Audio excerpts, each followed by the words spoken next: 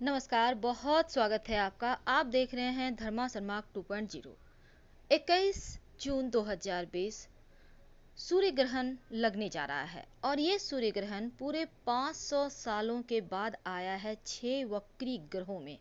अब 6 ग्रह वक्री और सूर्य ग्रहण, तब तो इसके प्रभाव भी बहुत जुदा होंगे।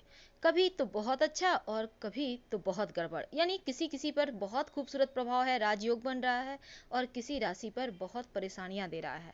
इन तमाम परेशानियों से बचने के लिए इस ग्रहण के समय में वो कौन से उपाय हैं जो आपके जीवन की जो बंद दरवाजे हैं उसको खोल सकते हैं। तो चलिए आज सबसे पहले समझते हैं लौंग। लौंग के बारे में लगभग हर कोई जानता है कि कैसे तमाम परेशानियों से लौंग हमें सुरक्षित बनाए रखता है। ग्रहण जब समाप्त हो जाए तब आप ये उपाय कीजिएगा। करेंगे क्या? नहा लें सबसे पहले, और नहा धोकर आप एक नींबू लें। नींबू में 4 लौंग, हनुमान जी के सामने बैठ जाइए, 4 लौंग लें और नींबू में 4 जगह डाल दें, अंदर खोस दें यानी घुसा दें। अब यहाँ पर लौंग डालने के बाद हनुमान जी के सामने बैठकर हनुमान चालीसा पढ़ें। घर में भी कर सकते हैं, मंदिर में भी कर सकते हैं। फिर इस लौंग को, अब जो नींबू में आपने घुसा कर रखा है, इस नींबू को आप अपने सर से 7 बार उतार कर किसी वीरान स्थान में या फिर आप मिट्टी में कहीं भी दबा दें। यकीन मानिए तमाम तरह की परेशानियों से मुक्त हो जाएंगे। नौकरी व्यवसाय में कहीं कोई परेशानी होगी वो भी समाप्त हो जाएगी। क्योंकि ग्रहण के समय लोग बहुत सारे उपाय करते हैं, ये बहुत सिंपल उपाय है।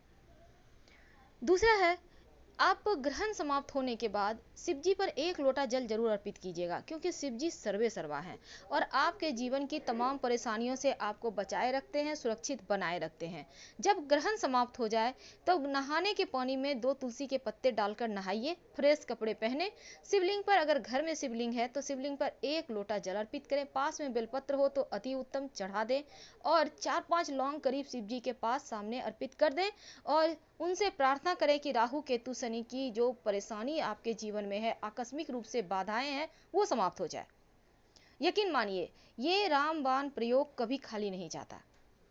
तो छोटे छोटे उपाय करके जीवन में खुशियां आती है। माँ लक्ष्मी के सामने एक घी का दिया जलाइए ग्रहण समाप्त होने के बाद नहाकर।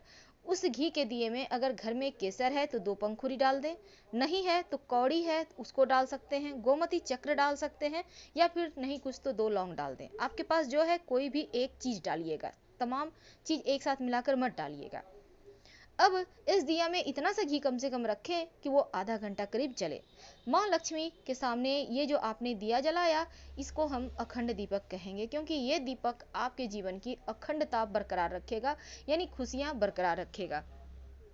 जब ग्रहण समाप्त हो तब एक लौंग अपने हाथ में जरूर लें और लेकर अपने घर के तमाम सदस्य के 3 बार या 7 बार उनके सर से वार लें और ले जाकर घर से बाहर दक्षिण की तरफ फेंक दें। आप इसे घर की छत से भी फेंक सकते हैं, घर से बाहर निकलकर फेंक सकते हैं, बालकनी से, खिड़की से भी फेंक सकते हैं। आपको जैसे भी सुविधा हो, घर से दक्षिण आपको फेंकना है। यकीन मानिए बुरी बला, नजर दोष, तांत्रिक क्रियाएं सब समाप्त हो जाएंगी और अगर किसी ने कुछ किया होगा आपके ऊपर तो वो भी दूर हो जाएगा। जीवन के छोटे छोटे खुशियों को पाया जा सकता है छोटे छोटे उपायों के जरिए।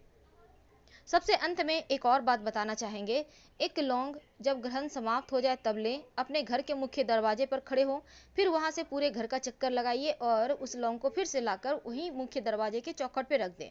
आपके घर में जितने भी सदस्य हैं हर किसी को कहिए उस लौंग पर अपने पैर रखें और फिर इस लौंग को आप उठाकर कहीं मिट्टी में बाहर जाकर दबा दें।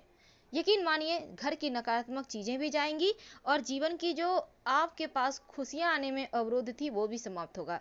सूर्य के ग्रहण के समय कोई भी आप उपाय करते हैं तो उसके 1000 गुना फल मिलते हैं।